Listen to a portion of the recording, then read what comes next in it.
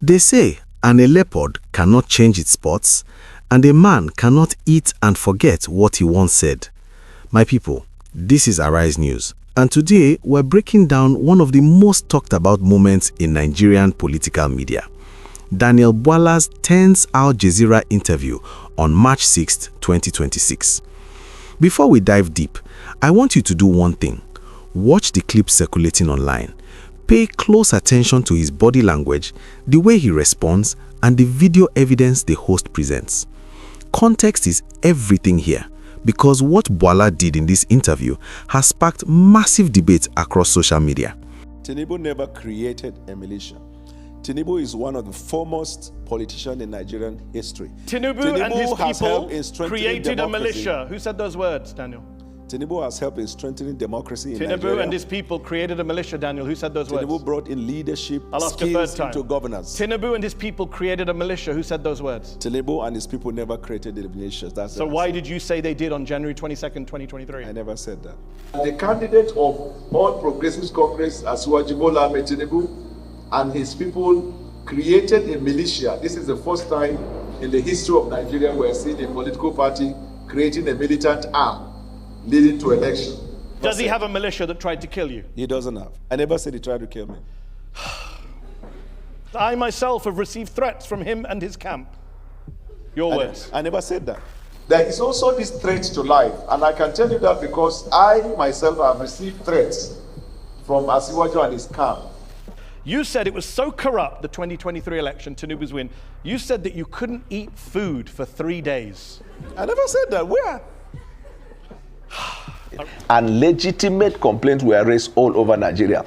That part is what threw me off balance. In fact, I became so sick. For the past 3 days, I found it very hard eating food. Tinubu is not just super rich. It's what he does with his wealth.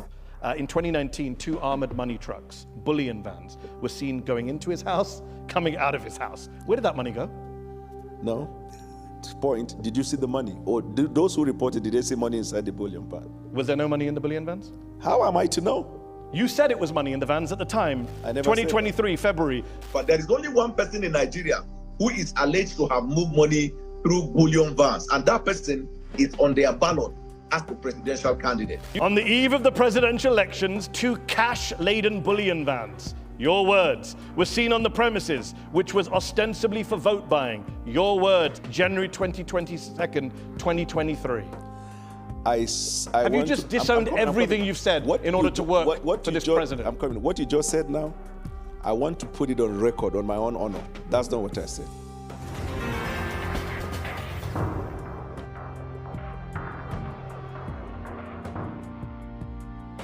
On Al Jazeera's head-to-head, host Mehdi Hassan confronted Daniel Bwala, the spokesman for President Bola Tinubu, with clips from his past statements.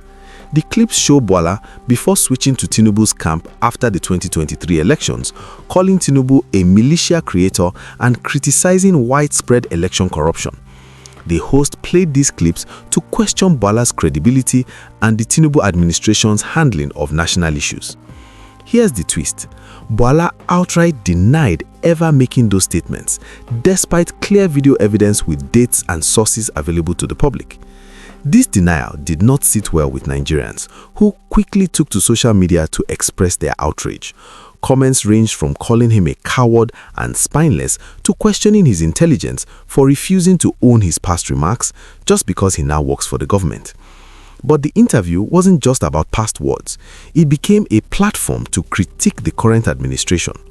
Hassan pressed Bwala on pressing issues facing Nigeria, including the nearly 12,000 conflict-related deaths in 2025, ongoing banditry, kidnappings, and widespread poverty affecting over 141 million citizens.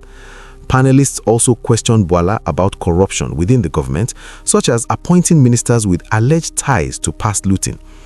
Despite these pointed questions, Bwala's responses largely involved defending the administration while sidestepping accountability.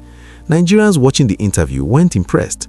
On platforms like X, formerly Twitter, users mocked him relentlessly, calling out inconsistencies and highlighting the stark contrast between his past opposition stance and current loyalty.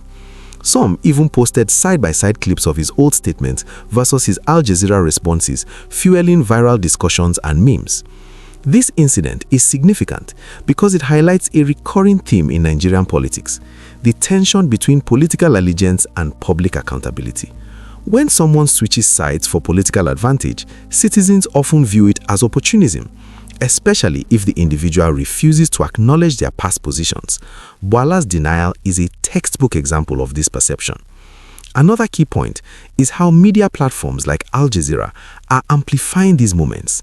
International coverage puts pressure on politicians and their spokespersons to maintain credibility, and when video evidence contradicts verbal claims, the public tends to side with verifiable proof rather than narrative spin. Let's take a step back and consider why this matters.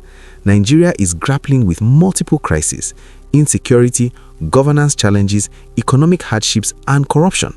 Citizens expect officials, not just elected leaders, but their spokespersons to communicate honestly and transparently. When someone like Bwala denies clear past statements, it erodes trust, not just in the individual, but in the institution he represents. The public backlash isn't just about mockery, it's a reflection of frustration with recurring patterns in Nigerian governance. People feel that political expediency often trumps integrity, and Bwala's interview became a microcosm of that wider issue. Proverbially speaking, words spoken in youth are like arrows shot in the past. They cannot be retrieved, and their impact lasts forever.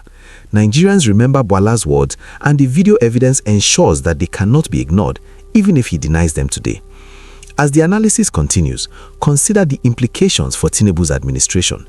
If key spokespersons are seen as evasive or inconsistent, it weakens the government's messaging and credibility, particularly in the face of domestic and international scrutiny. Analysts are already questioning whether Bwala's approach will help or harm the administration as it navigates security crises, economic reforms, and public dissatisfaction. The interview also raises questions about political loyalty and opportunism in Nigeria. Switching allegiances after elections is common, but the manner in which former critics reconcile or fail to reconcile their past statements with their current roles often shapes public perception. In Bwala's case, denial of verifiable clips only intensified criticism and mockery. Here's the takeaway: Nigerians are watching closely. They are demanding transparency and accountability, not just from elected leaders, but also from those speaking on their behalf. Spokespersons like Bwala are now under intense public scrutiny, where every past statement, tweet, or public comment can be fact-checked against their current narratives. Finally, this interview underscores the power of media in shaping political discourse. International platforms like Al Jazeera offer citizens a venue to see unfiltered confrontation between media and government representatives. When past missteps are exposed in real time, it becomes impossible for narratives to be fully controlled, leaving spokespersons vulnerable to public scrutiny. In conclusion, Bwala's Al Jazeera interview is more than a single media moment. It's a reflection of political realities in Nigeria, the delicate balance between past statements and current loyalty, the public's intolerance for evasiveness, and the intense scrutiny of governance in a nation facing security, economic, and corruption challenges.